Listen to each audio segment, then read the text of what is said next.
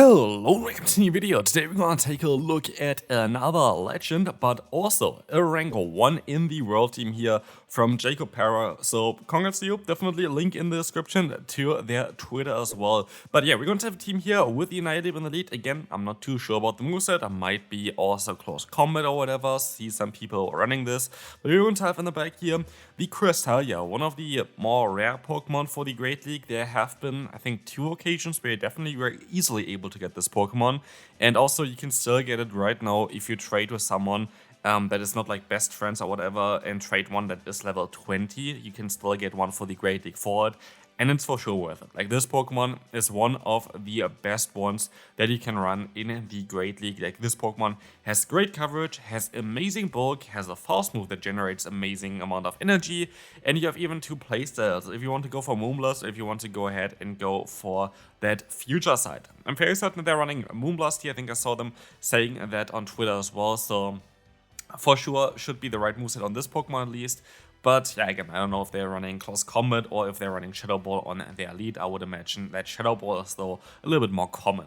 We're going to be able to go for the full farm down here as the opponent going to have a Gligar coming in. We will be able to just now go ahead and go for that Night Surge. Going to be able to get some damage onto them as another Night Surge is coming through. We will be able to hopefully get the shield here, which is lovely, and another Shadow Ball should be all it takes to knock them out, and so we will be able to win this battle without even showing our last Pokemon. Next opponent, Whiscash in the lead. Shadow Whiscash is going to be kind of a fairly neutral one, but you kind of want to swap out eventually. I usually swap out after 6 fast moves because then they're going to go for a Scald. We have a way bulkier Pokemon in the back here, so like something like a Scald is not going to be as hurtful to them compared to our lead. We're going to get out even the Mantine, which is kind of cool. But also, we have double Grass type coverage on our backline. We have Power Whip on our LilyKatchum, we're going to have Grass Knot on our Cresselia, and so Pokemon like that Whiscash really don't appreciate our backline, but I definitely appreciate having this Mantine here now against us. Body Slam, I'm going to be able to put them into range for most likely another Body Slam, but we will never find out because the opponent decides to go ahead and go for another Charge move. Aerial is going to knock us out. We can swap into our own Cresselia, and I could even go for the full farm down, which is a little bit silly, and maybe I should have not done this. But I'm over farming by way too much. I'm supposed to go for a charge move here still, right? Or I'm just gonna go for the full farm down. Okay, let's see if this was the smart play or not. Most likely just an aerial ace here, exactly. We have a lot of energy though, that's kind of cool. Let's see what's coming in next. Going to be a Bastion, that's lovely. Wow, we can go for a nice Moonblast. We have to swap out kinda straight away. That's what they thought as well. And so they swapped out into their own Whiscash. And this is something I saw on Twitter several times where like, people just over-predict like this. Like, it is hilarious. Like, there was no reason for them to swap out of here. But like this, now they're going to be in such a bad spot. And yeah, sometimes it might be worth it to stay in with that one Pokemon that even the opponent would be great against, because a lot of times they just over-predict and swap out immediately after you, for example, here going for a charge move. And that's just hilarious to me. Like, it's just hilarious to me. It is good for us, like it's definitely good for us because we can go for the full farm down.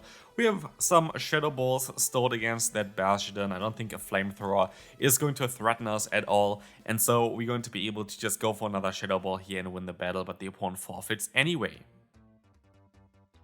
Next opponent, Annihilate against Annihilate. Here it's quite important to have a high attack variant of the Annihilate, because winning the CMP tie is quite nice, but I decided to swap out here anyway because you have 2 Pokemon in the back that can actually deal with stuff, especially if they go for a Shadow Ball here, which is quite nice, but they make a great play because they just decide to stay in for a little bit and get back all that energy. And this is the one Pokemon that I was encountering all the time and that completely kinda destroys this team here. It's Skarmory. Like, it doesn't completely destroy it, but it's a very tough Pokemon to deal with. And I heard already that in higher up Elo range, Skarmory is not too common. And here, it is just going to be a very, very tricky Pokemon to deal with. Like, I have to say, this is like one of the worst Pokemon that you can face with this team. We're going to be able to get a shield here, but we're going to have to use 2 shields against them as well. And yeah, like, I would expect they're going to swap out after this one as well, so I could try to just go for the Night Slash straight away, which I'm going to try to do now as well, as I saw the opponent swapping into. And apparently, I think I lose CMP tie or whatever, as they can go for a Shadow Ball. The game is kind of over. Like, they have a shield left. My only play is to try to catch a move onto my LilyKatchum, maybe. And then I could outspeed the opponent there, and then we have to hope there's something in the back that is weak to Cresselia. So we are forced to try to catch the move here. Worked out great here, right? So we just forfeit and move on to the next opponent. Great lead. Honestly, great lead for us for sure. As I swap out into the Poliwrath, I'm decided to make a little bit of a silly play. I decided to go for a shield here. This is just nice even. Like, it cannot even be a Scald. Like, this is just silly by me. I definitely did not play it too well again, but again, it's going to be changing a little bit as well. And I am very likely going to be able to put in a little bit more time again to YouTube as well for the upcoming season. So definitely be stay tuned. Actually, already starting like 2 weeks or something, I'm going to be able to put even more time into it. So shorts are coming back. I'm more interested in putting in some different types of content again. For example, like those potential moves and stuff like this. Like the content that just takes ages to produce and takes a lot of research and stuff like this. I would like to do this all the time as well, but like I'm currently doing university and I'm mostly just gonna take half a year of a break for university because there are also a lot of other things going on in my life right now.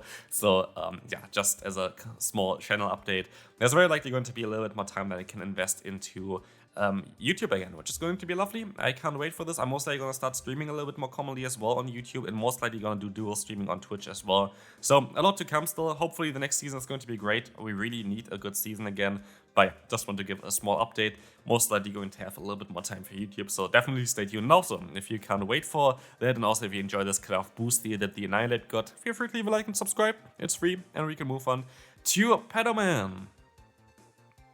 One very good battler where I also showcased the team several times. Young Spanish battler here, already looking at those drippy outfit there from winning a regional.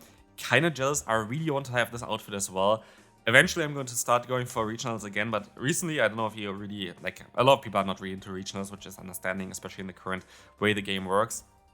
But there was like a recent change as well to the system, making it a little bit more difficult to get qualification to Worlds, which is okay. I mean, it's supposed to be kind of for just the elite battlers, but it's kind of make it difficult in the terms that the most amount of money spent has the highest chance of getting to Worlds, and I don't really like this, so I maybe don't even go for too many regions as well, but yeah, maybe I'm gonna go for 1 or 2, I have to see.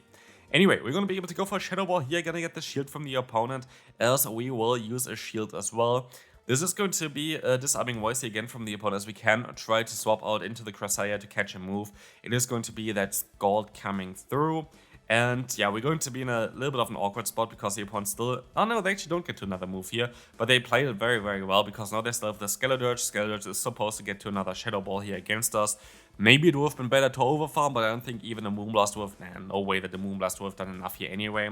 But I kind of still want to see what they have in the back here, just because maybe I want to copy the team, if it's a good team. So let's take a look at this. We're going to be able to still go for a Night Stage. It's the only reason why I'm still playing, because I just want to know what they have in the back. And it's going to be that Altaria, and that looks like a very solid team, I would say. And also kind of cheap team, so maybe I'm going to copy this, who knows. But yeah, good game there. Yeah, good friend anyway, so yeah, let's move on to the next one. We're going to have Gligar in the lead. Horrible lead, of course. We can swap out straight away as the opponent makes a great catch of Registeel. And I have to say, I feel like I kind of just got quite unlucky with the Pokemon that I was encountering on this team.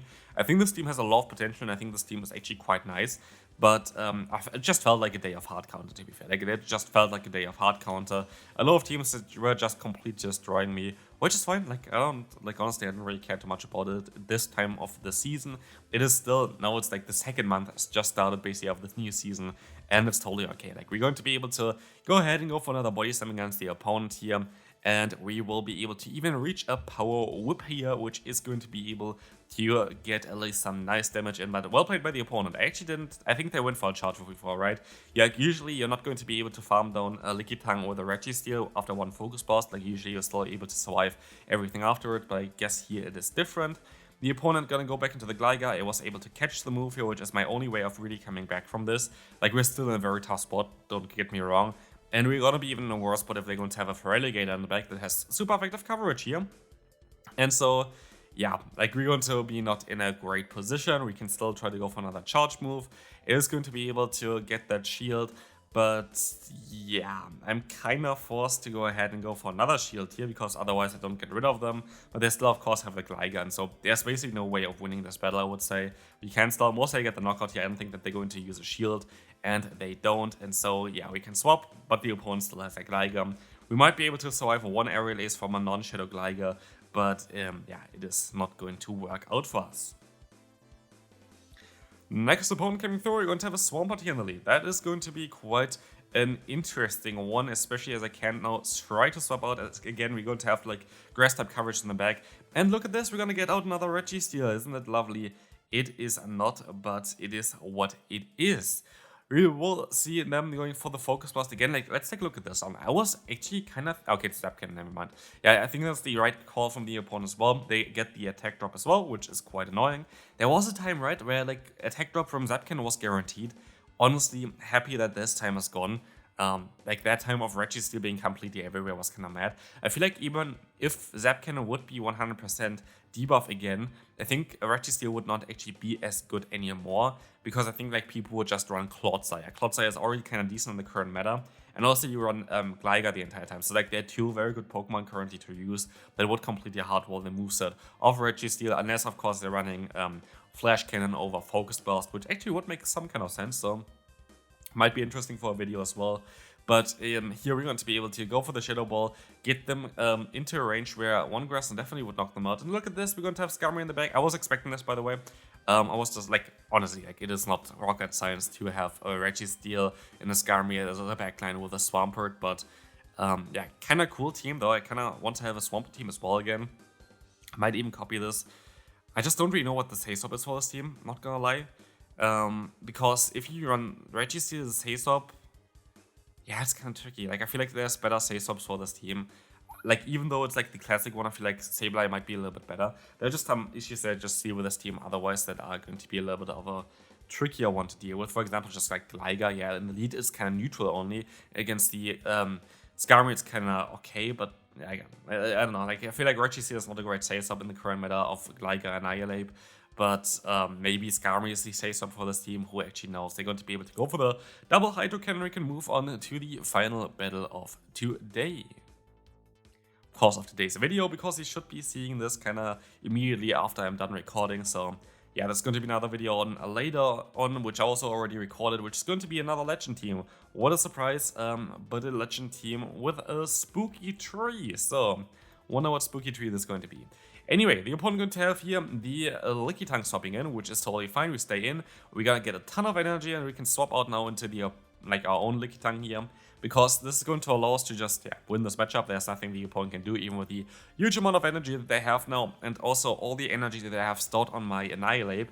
We know already against that Psychic type of Deoxys defense, we're going to be fine. Like against the Psychic type of Deoxys defense, we're just going to be able to just one-shot them most likely with a Shadow Ball, or do like half of the health with a Night Slash. And so I'm kind of happy about this. I'm kind of happy in the position that we're currently in, especially as we're going to be able to even knock them out here. I can go for the Body Slam, and here's the funny thing here as well, because I should be able to now swap out into my Annihilate, go ahead and go for a double Night Slash and knock out the opponent's Cresselia, Deoxys of course, but the opponent makes a great play and they swap out into the Mandibus.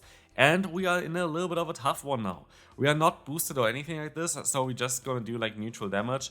I cannot go for the Night Slash here because I think they would have went for a charge move otherwise to avoid my Shadow Ball, and so I can at least get some guaranteed damage onto them. And we're gonna put them into like 50% health range. I'm fairly certain this should be the range where the Moonblast should kind of knock them out.